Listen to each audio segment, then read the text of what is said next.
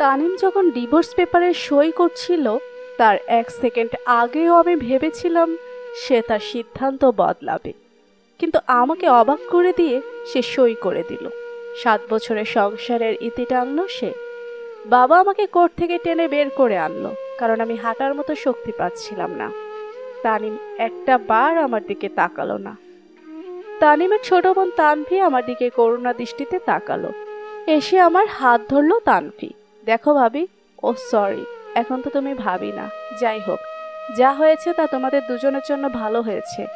বাবা আমাকে টেনে সরিয়ে দিলেন। দেখো মা, আমার মেয়ের কি অবস্থা তা নিশ্চয়ই তুমি দেখতে পাচ্ছ। আর কোনো কথা না, প্লিজ।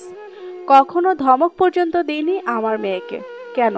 কারণ সেরকম কাজই করেনি আমার সাইমা। আজ কোর্টে ডিভোর্স পেপারে স্পষ্ট লেখা ছিল আমার মেয়ের চরিত্রহীনা। তোমার ভাইয়ের কথা তো লেখা ছিল না। আসল চরিত্রহীন তো সে। আঙ্কেল, আপনি আমার ভাইয়ের ব্যাপারে কিচ্ছু বলবেন না।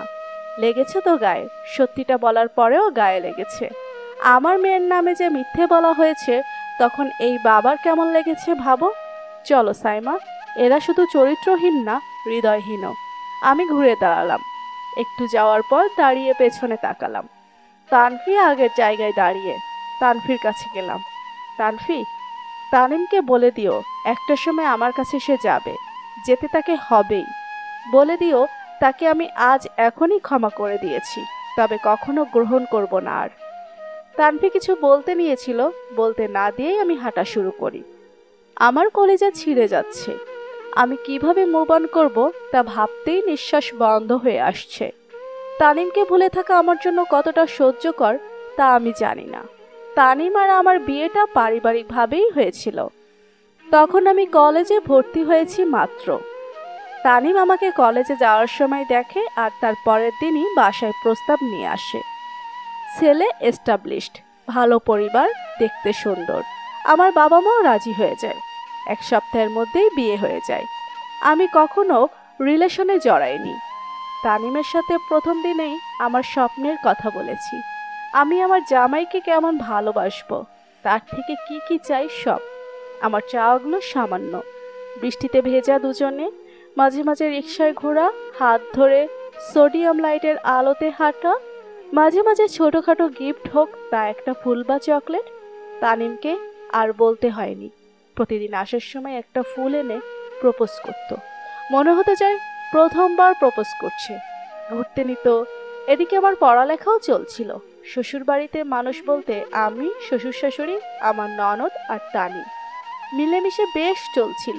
তানিমের অফিসের কলিগ কল দিয়ে বলল, ভাবি কিছু মনে করবেন না, অনেক কষ্ট করে আপনার নম্বর কালেক্ট করেছি, আপনার সাথে কথা ছিল। জি ভাই বলুন। আপনি মানসিকভাবে প্রস্তুতি নেন ভাবি, যা বলবো তার মধ্যে একটুও মিথ্যা নেই। আপনি বলুন। আমার বুক ধুকপুক শুরু হয়ে গেছে তখন। কি বলবে, কি এমন কথা? এদিকে ভাতের ফ্যান উপচে পড়ছে, সেদিকেও আমার নজর নেই। আমার কেমন জানি ভয় ভয় লাগছিল। ভাবি, আপনার সাথে তানিম সাহেবের সম্পর্ক কেমন? এটা কেমন প্রশ্ন? সে আমার হাজবেন্ড, তার সাথে তেমনই তো সম্পর্ক হবে। ভাবি বলতে চাচ্ছি ইদানিং কেমন, আগে যেমন ছিল তেমনই। কি বলেন? চিন্তার বিষয় তো। প্লিজ পেঁচাবেন না। কি বলবেন বলুন। তানিম সাহেব আবার বিয়ে করেছেন। 6 মাস হচ্ছে বিয়ের, আর ওনার দ্বিতীয় বউ প্রেগনেন্ট 3 মাসের। আমার হাত থেকে ফোন পড়ে গেল। ধূপ করে নিচে বসে পড়লাম। তারপর তড়াক করে উঠে বসলাম। মনে মনে তানিমের কলিগকে আচ্ছা মতো ছাড়লাম। ফোন উঠিয়ে নিলাম। ফোন অফ হয়ে গেছে। অন করে তানিমের কলিগকে কল দিলাম। ভাই, শান্তিতে আছি তা সহ্য হয় না। কেন আমাদের মাঝে ঝগড়া লাগাতে চাচ্ছেন? তানিমকে আমি চিনি, আপনার বলতে হবে না কিছু। ফোন কেটে দিলাম। মানে এসব কি? একজন সুখে সংসার করছে তা করতে দিবে না কেউ? কি অদ্ভুত। তানিম নাকি বিয়ে করেছে, আর বউ নাকি প্রেগনেন্টও। আজগুবি কথা বলে দিলেই হলো। আজ তানিম আসুক, বলবো এসব কলিগকে এড়িয়ে চলতে। সেদিন রাতে তানিম আসার সময় গাজরা নিয়ে এসেছিল। পথে থাকতেই আমাকে বলেছে শাড়ি পরে হালকা কাজল দিয়ে লক্ষ্মী মেয়ের মতো তার জন্য অপেক্ষা করতে। আমি সাথে আলতাও পরেছি। তানিমের জন্য তার ফেভারিট পুডিং বানিয়েছি। তানিম এসে খোপায় গাজরা দিয়ে পেঁচিয়ে দিল। কপালে চুমু দিয়ে বলল, যাবে আমার সাথে বৃষ্টি বিলাস করতে? এই মানুষ নাকি আমাকে ছেড়ে অন্য কাউকে বিয়ে করেছে। অদ্ভুত না? কারো সুখের সংসারে আগুন লাগাতে পারলেই যেন শান্তি পাই অনেকে। আমি আমাদের এই সুন্দর মুহূর্তে তানিমকে আর কিছু বলিনি। আর কি দরকার? আমি বিশ্বাসই করিনি, তাহলে কেন বলবো? ওর মন খারাপ হবে। পরের দিন তানিমের জন্মদিন ছিল। তানিমকে সারপ্রাইজ দেব, তাই সুপার মার্কেটে গেছি কিছু জিনিস কিনতে। আমার কেনাকাটা শেষে বের হওয়ার সময় রাস্তায় তানিমের মতো দেখতে একটা ছেলেকে বাইকে দেখলাম, সাথে একটা মেয়েও ছিল। আমার আবার ভয় ভয় লাগতে লাগলো। আমি কল দিলাম তানিমকে। তানিমের ধরতে একটু সময় লাগলো, এদিকে সেই বাইকটাও চলে গেল। তানিম কল ধরে বলল, সামু, তোমাকে মিটিং শেষে কল দিচ্ছি, 5 মিনিট। ওকে, আচ্ছা। আমি নিশ্চিন্ত হলাম। যদি রাস্তায় থাকতো তাহলে তো গাড়ির আওয়াজ শুনতাম। আমার নিজের উপর রাগ হলো। কিভাবে আমি তানিমকে সন্দেহ করলাম? সেদিন বিকেলে তানিমকে বললাম তাড়াতাড়ি যেন চলে আসে, কিন্তু তানিম আসতে পারলো না। ছেলেটা কেঁদেই দিল সেদিন। সামো, এর প্রথমবার তুমি আমাকে তাড়াতাড়ি বাসায় ফিরতে বলেছো, আর আমি তাও পারলাম না। আর সব কাজ আমার উপর। সামো, আমি কি জবাব দিব তোমাকে? আরে করছো কি? সমস্যা নেই তো, কাজ শেষ করেই আসো। অন্যদিন তাড়াতাড়ি আসবা, সমস্যা নেই। ছেলেটা বড্ড পাগল। সেদিন সে আসলো 10টায়। আমি কেক সাজিয়ে বসেছিলাম। একসাথে সেলিব্রেট করেছি দুজনে। সে এত খুশি হয়েছিল যে তার হাসিতেই বোঝা যাচ্ছিল। এই ছেলের পরের দিন দুপুরেই চলে আসে ছুটি নিয়ে। দুপুরে বাসায় খায়, বিকেলে আমাকে নিয়ে বের হয়। দুজন ঘুরে বেড়াই অনেক। অনেক রাতে যখন বাসায় ফিরি তখন আমার শ্বশুর শাশুড়ি আর ননদে ড্রয়িং রুমে বসে থাকতে দেখে অবাক হই। বাবা বলেন, যাও মা, তুমি রুমে গিয়ে ফ্রেশ হও, তানিমের সাথে একটু কথা বলবো। আমিও বাধ্য মেয়ের মতো চলে গেলাম রুমে। মনে মনে ভয় পাচ্ছিলাম, দেরি হয়েছে বাসায় ফিরতে, তাই আজ মনে হয় বাবা তানিমকে বকা দিবেন। আমি ড্রেস চেঞ্জ করে হাত মুখ ধুয়ে রুম থেকে বের হতে গিয়ে থমকে দাঁড়াই। বাবার কথা কানে আসছে আমার। তুই কি করে এটা করলি? সাইমার মতো মেয়েকে ধোকা দিচ্ছিস? মেয়েটা যদি শুনে তাহলে কি হবে ভেবেছিস? আমি দৌড়ে ড্রয়িং রুমে গেলাম। আমাকে দেখে বাবা কথা বন্ধ করে দেয়। বাবা কি বলছিলেন? কি করেছে আপনার ছেলে? ধোকা দিচ্ছে মানে? না না, বলছিলাম তোমার ক্ষতি হতে পারে রাত বেরাতে ঘুরলে, তাই বলছিলাম। তোমার ক্ষতি চাই নাকি? যাও ঘুমাও। আমার মনে হচ্ছিল বাবা কিছু লুকাচ্ছে। তানভীর ঘৃণার চোখে তানিমের দিকে তাকিয়েছিল, আর মায়ের চোখে ছিল রাগ। আমার মাথা ঘুরে উঠল অজানা আশঙ্কায়। তানিম আমাকে ধরে ফেললো, ধরে রুমে নিয়ে গেল। সাথে তানফি এলো। আমি তানিমকে জিজ্ঞেস করলাম, কি করেছো তুমি, বলো আমাকে। তানিম চুপ করে থাকে। তানফি, বলো তোমার ভাইয়া কি করেছে? কি লুকাচ্ছ তোমরা? বলো প্লিজ। সামো, চুপ প্লিজ। তোমার শরীর খারাপ করবে তো? করুক শরীর খারাপ, তুমি বলো কি করেছো তুমি। আমি তানিমের কলার ধরে ঝাঁকাতে লাগলাম। তানিম নিজের দিকে চোখ নামিয়ে বলল, সামো ঘুমাও। ঘুম? ঘুমাতে বলছো তুমি?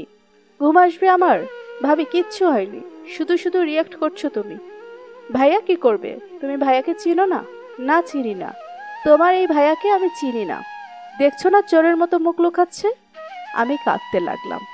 আমি জানি না আমার সন্দেহই ঠিক কিনা, কিন্তু আমার মন খারাপ দিকে ইঙ্গিত করছিল। আবার তানিমের কলার ধরে জিজ্ঞেস করলাম, আমাকে বলো, তুমি বিয়ে করেছো? বলো। হুম। আমি চুপ হয়ে গেলাম। তানভি দৌড়ে রুম থেকে বেরিয়ে গেল। আমি অবাক হয়ে তাকিয়ে থাকলাম তানিমের দিকে। তানিম চোখ নামিয়ে রাখলো। তার চোখ বেয়ে পানি গড়িয়ে পড়ছিল। এগুলো কি তার অনুতপ্তের পানি নাকি নাটক? আমি জানি না। আমার অনুভূতি বোধা হয়ে গিয়েছিল তখন। আমার মাথা কাজ করছিল না। কি করব বুঝতে পারছিলাম না। চুপ করে শুয়ে পড়লাম। মানুষ চিন্তায় নাকি ঘুমাতে পারে না। আমার তো দিব্যি ঘুম এসে গেছে। আমি ঘুমিয়ে গেছি। আমি চাচ্ছিলাম এসব যেন স্বপ্ন হয়। ঘুম থেকে জেগেই যেন দেখি যে সব স্বপ্ন ছিল। পরের দিন সকালে উঠে দেখি তানিম রাতের মতোই আমার পাশে বসে আছে, আমার দিকে তাকিয়ে। আমি হেসে উঠলাম। কি দেখছো? সেই মেয়ে বেশি সুন্দর নাকি আমি, তা দেখছো? তানিম হকচকিয়ে উঠল। আমি তার এসব এড়িয়ে উঠে ফ্রেশ হয়ে রান্নাঘরে গেলাম। স্বাভাবিকভাবেই নাস্তা বানিয়ে সবাইকে দিলাম। অন্য দিনের মতো কোনো আনন্দ নেই। তানিমকে কেউ খেতে ডাকেনি। আমি রুমে গিয়ে দেখি সেভাবেই বসে আছে সে। তার পাশে গিয়ে তার হাত ধরলাম। ফ্রেশ হয়ে খেতে এসো। সে আমাকে জড়িয়ে ধরে কান্না জুড়ে দিল। আমার কান্না আসছে না। আমার কষ্টও হচ্ছে না, কেমন জানি একটা অনুভূতি। আমি মুচকি হেসে তাকে সরিয়ে দিলাম। তাকে বললাম, চলো সব নতুন করে শুরু করি। তুমি আমাকে ক্ষমা করতে পারবে তো? আমি তো তোমাকে ক্ষমা করেই দিয়েছি। ভুল হয়ে গেছে তোমার, তুমি অনুতপ্ত, এটাই তো অনেক। সেদিন সে অফিসে যায়নি। তার অফিসের কলিগের কথাই ঠিক, তবে ওই মেয়ে প্রেগনেন্ট তা ঠিক না। তানিম 2 মাসের মধ্যেই সে মেয়েকে ডিভোর্স দিল। আমি একটাবার জিজ্ঞেস করিনি কিভাবে কি হলো বা মেয়েটাকে কেমন, কি নাম। যদি জানি সব, তাহলে হয়তো সেই মেয়ের নাম উঠিয়ে তানিমকে কষ্ট দিয়ে দিতে পারি। তাই আমার শ্বশুর আর তানিম মিলেই সব সমাধান করেছে। তারপরের বছর আমাদের কন্যা এলিনা এলো। তানিম বাচ্চাদের মতো হাসছিল সেদিন। আমার সব কাজ সে করত। পুরো প্রেগন্যান্সির টাইমে সে আমার খেয়াল রেখেছে। বাবু হওয়ার পর বাবুর যত কাজ সব সে করেছে, আমার কষ্ট হতে দেয়নি। আমাদের বাবু তখন হামাগুড়ি দিতে শিখেছে, আর তানিমও পরিবর্তন হতে লাগলো। বাবুর দিকে বেশি খেয়াল রাখায় আমি তার পরিবর্তনটা ধরতে পারলাম না। যখন ধরতে পারলাম তখন অনেক দেরি হয়ে গেছে। সেদিন ছিল শুক্রবার। এলিনার আগের রাতে খুব জ্বর এসেছিল। রাতে খুব কান্না করেছিল, ঠিকমতো ঘুমাতে পারেনি। তানিমও ঘুমাতে পারেনি। সে সকালের দিকে একটু ঘুমিয়েছে, তারপর উঠেই ফোনে কথা বলছে বারান্দায় গিয়ে। এদিকে ঘুমে আমার চোখ বন্ধ হয়ে আসছিল। আর তো কোনো তাড়াহুড়ো নেই নাস্তা বানানোর, তাই মাও বলল ঘুমিয়ে নিতে। এলিনা তখন ঘুমিয়েছে মাত্র। আমি তার পাশে শুয়ে ঘুমিয়ে পড়লাম, কিন্তু একটু পরই মেয়েটা কেঁদে উঠল। আমি মেয়েটাকে নিয়ে তানিমের কাছে বারান্দায় গিয়ে বললাম, ওকে একটু রাখো না, ঘুমাবো একটু। তানিম ফোনে কথা বলছিল। তখন সে যা করলো তা দেখে আমি এতটা অবাক হয়েছি যে একটু হলেই মেয়েটা কোল থেকে পড়ে যাচ্ছিল। প্রচন্ড ধমক দিয়ে বলল, সমস্যা কি তোমার? দেখছো তো ফোনে কথা বলছি, তুমি রাখো তোমার মেয়েকে, অসহ্য হয়ে গেছি আমি। আমি অবাক হয়ে গেলাম। তানিম আজ পর্যন্ত একটা ধমক তো দূরের কথা, জোরে কথাও বলেনি আমার সাথে। তার চিৎকারে তানভি আর মা দৌড়ে আসে। তানভি বলল, কি হয়েছে ভাবি? এলিনাকে কোলে নিতে বললাম, আমি একটু ঘুমাবো তাই। অদ্ভুত তো, তুমি এলিনাকে তো আমার কাছেও রাখতে পারো, ভাইয়াকে বিরক্ত করছো কেন? আমি অবাক হয়ে তানভীর দিকে তাকালাম। মা এসে আমার কাছ থেকে মেয়েটাকে নিয়ে চলে গেল। তানভীর চোখে মুখে বিরক্তি। আমি বুঝতে পারলাম না কি করেছি আমি। বাচ্চাকে তার বাবার কাছে রাখতে গিয়েছি, এমন কি খারাপ কাজ করলাম? আর ঘুম এলো না। প্রচন্ড মাথা ব্যথার মন খারাপ নিয়ে রান্না বান্না করলাম। সারাদিনে একটা বারও তানিম কথা বলল না। আমিও চুপ করেছিলাম। দুপুরে খেতে বসে খাবারে লবণ কম হয়েছে এই অজুহাতে সে আবার রাগ ছাড়লো। আমি উত্তর দিলাম, লবণ তো ঠিকই আছে। তানভি উঠে বলল, ভাবি, ভাইয়া মিথ্যে বলছে, নিজের দোষটা স্বীকার করলেই তো হয়। তানভি, ডাল মা রান্না করেছে। এবার ভাই বোন দুজনই চুপ করে খেতে লাগলো। মা বারবার আমার দিকে তাকাচ্ছেন, কারণ আমি মিথ্যে বলেছি। সব আমিই রান্না করেছি, আমি শুধু দেখতে চেয়েছি তাদের কি রিয়াকশন হয়। আমি মায়ের দিকে তাকালাম। মার চোখে কষ্টের ছায়া দেখলাম, আর সেই কষ্টটা যে আমার জন্য তা বুঝতে আমার কোনো সমস্যা হয়নি। সেদিন সন্ধ্যায় আমার শ্বশুর আসার পর আমাকে ওনার রুমে ডাকলেন। ডেকে বললেন, তানিমের সমস্যা কি? সে নাকি আজ তোমার সাথে অশান্তি করেছে। এলেনাকে নিয়ে খেলার সময় হঠাৎ রাস্তায় দেখলাম তানিম। 3 বছর পর দেখলাম, একটুও বদলায়নি। এখনো হাঁটার সময় এদিকে ওদিক তাকায় বাচ্চাদের মতো, নখ কামড়াতে কামড়াতে হাঁটে। আজও বেখেয়ালির মতো শার্টের এক কোণা ইন করা, আরেক কোণা বাইরে।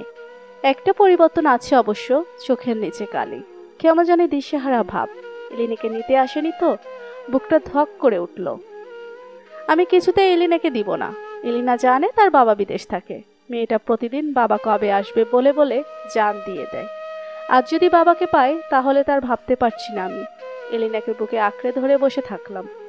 বেশ কিছুক্ষণ পর তানিম ছাদে এলো। বুঝতে পারছি না মা কিভাবে ওকে ছাদে আসতে দিল। বাবা বাসায় নেই, বললাম না। মেয়েরা খুব বেহায়া আর আবেগী, অল্পতেই গলে যায়। মাও নিশ্চয়ই গলে গেছে। তানিম ছাদের দরজার কাছেই দাঁড়িয়ে থাকে, ছলো ছলো নয়নে তাকিয়ে আছে আমার দিকে। এলিনা বারবার জিজ্ঞেস করছে, আম্মু উনি কে? একটু পর তানিম এগিয়ে এলো, এসেই আমার পায়ে পড়ে সেই কান্না জুড়ে দিল। আমি হতভম্বের মতো বসে আছি, কি করব বুঝে উঠতে পারছি না। এলিনা কোল থেকে নেমে তানিমের পাশে দাঁড়িয়ে বলল, তুমি কি আমার বাবা? তোমার উপর আমি রাগ।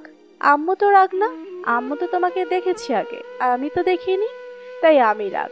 তুমি আম্মুর পায়ে কেন ধরছো? আমাকে কোলো নাওনি কেন? চকলেট এনেছো? তানিম মাথা উঠিয়ে এলিনাকে জড়িয়ে ধরল। এই দৃশ্যটা দেখার জন্যই যেন আমার মন এতদিন আগুপাকু করছিল। নিজের অজান্তেই মুখে হাসি ফুটে উঠল। মেয়েরা বড্ড বোকা, নয়তো এভাবে একটা ধোঁকাবাজের কান্নায় গলে যায়। তানিম আমার হাত ধরে। আমি যেন রোবট, কিচ্ছু বলতে পারছিলাম না, নড়তেও পারছিলাম না।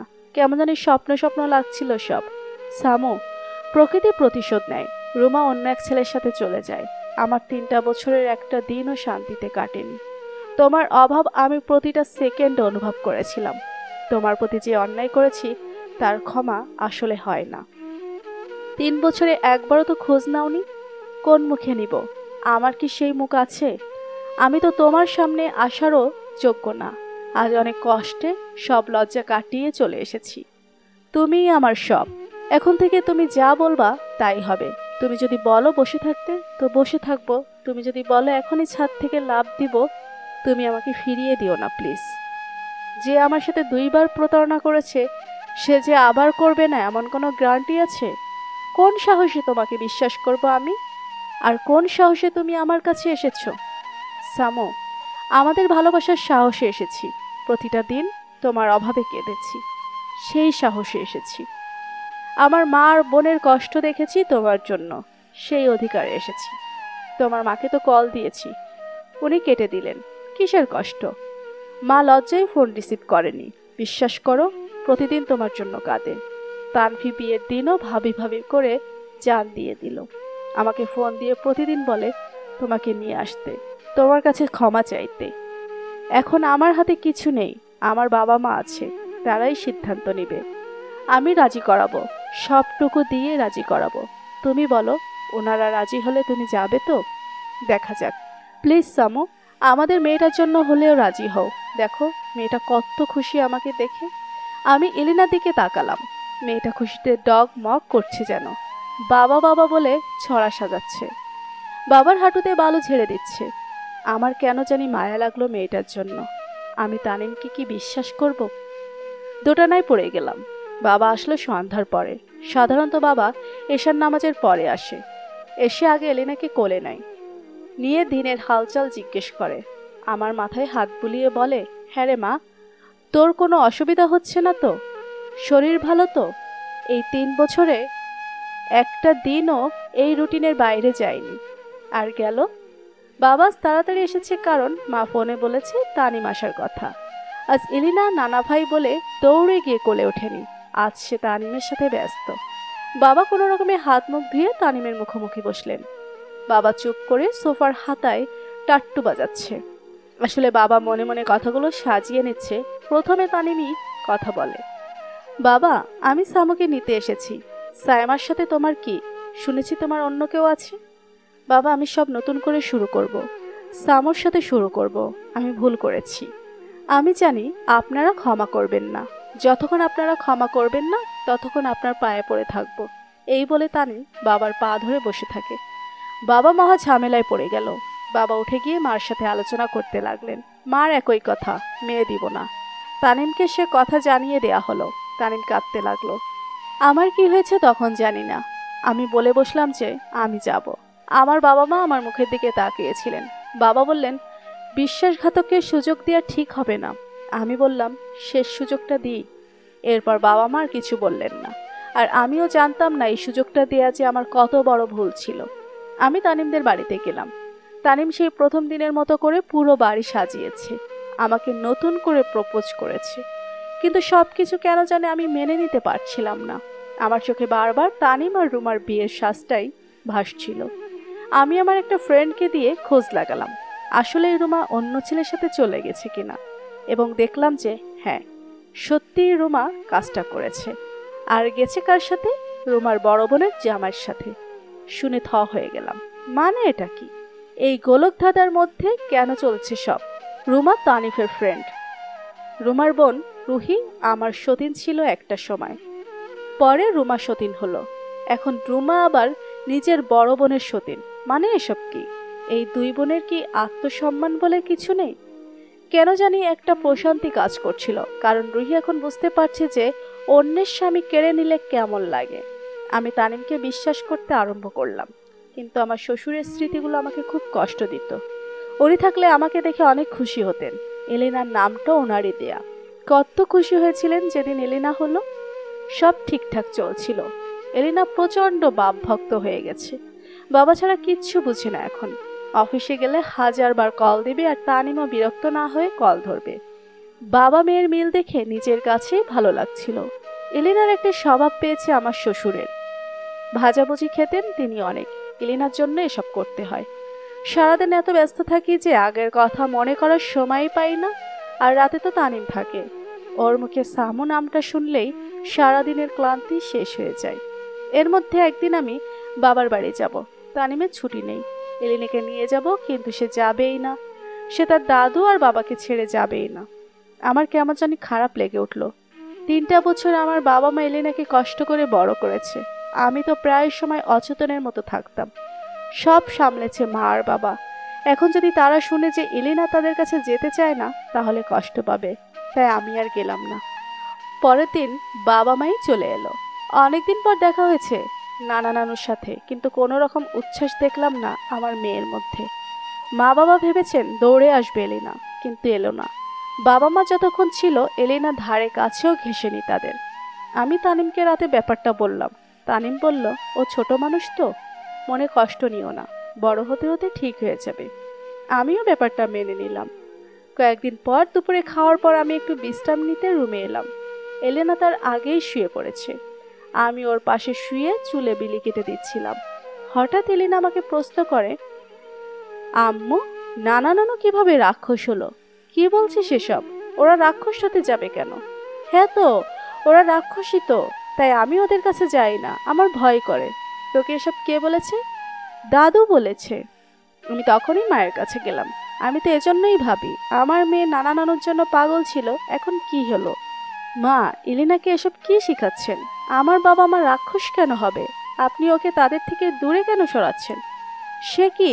কখন আমি এরকমটা বললাম? ইলিনা নিজে বলল আপনি বলেছেন। কি বলো এসব? আমি আমার নিজের নাতনিকে এসব শিখাবো? বৌমা, তোমার মেয়ে মিথ্যুক হয়েছে কিভাবে? মা, এলিনা ছোট, ও মিথ্যে কি বোঝে? আর এত বড় মিথ্যে কিভাবে বলবে ও? তার আমি কি জানি? আজ আমার ছেলে আসুক, আমাকে এত বড় দোষ দেয়া হলো। আমাকে বোঝা মনে হয় বললেই পারো। এত নাটক সাজানোর কি দরকার ছিল?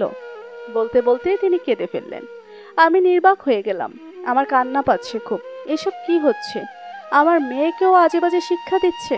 আমি কিছু বললে দোষ দিচ্ছে আমার। আমি রুমে চলে গেলাম। রিনাকে কি বোঝাবো এখন? কি বলবো? তার দাদু মিথ্যেবাদী? আমি তো এই শিক্ষা দিতে পারবো না কোনো মতেই। সেদিন রাতে মা খেতে আসেননি। তানিম বারবার ডাকার পরও আসেনি। পরে তানিম মার রুমে গিয়ে জিজ্ঞেস করলেন, কি হয়েছে?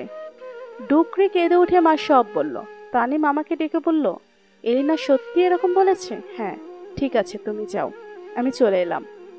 আমার তাদের কথোপকথন শোনার কোনো ইচ্ছেই হচ্ছিল না। একটু পর তানিম রুমে এলো, সাথে মাও এলেন। এসে মা বললেন, আমাকে মাফ করে দাও বৌমা, আমার আসলে উচিত হয়নি ছোট বাচ্চাকে এসব শেখানো। আমি তো গল্পের ছলে বলেছিলাম। এলেনা যে এটাকে মনে গেঁথে নিবে ভাবিনি।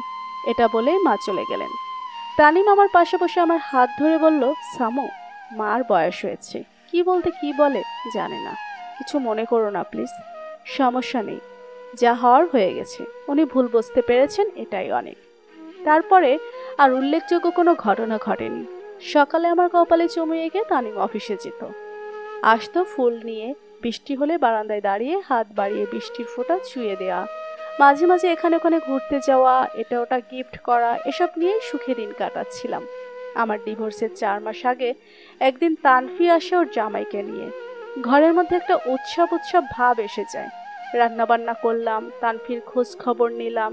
তানফির বাচ্চা হচ্ছে না, অনেক চেষ্টা করেছে, চিকিৎসা করেছে, কোনো লাভ হচ্ছে না। এখন কোথাও পাওয়া গেলে দত্তক নিবে বাচ্চা। খাওয়া দাওয়া শেষে আমরা সবাই ড্রয়িং রুমে আড্ডা দিচ্ছিলাম। এমন সময় কলিং বেল বাজে। আমি গিয়ে দরজা খুললাম। খুলে দেখি একটা ছেলে দাঁড়িয়ে আছে। আমাকে দেখেই এসে জড়িয়ে ধরে। আমি ধাক্কা দিয়ে সরিয়ে দিই। এসব কি অসভ্যতামি? এভাবে গায়ে হাত দিচ্ছেন? কে আপনি? সাইমা? আমি? তুমি কি বলছো এসব? মানে কি? আমি রায়হান। আমাদের নিয়মিত কথা হয়।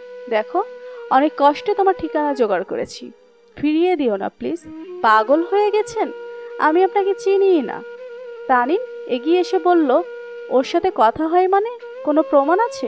ছেলেটা পকেট থেকে মোবাইল বের করে কিছু কনভারসেশন দেখালো, যেখানে আমার নাম এবং ছবি দিয়ে আইডি ওপেন করা এবং প্রণয় জাতীয় কথাবার্তা লেখা।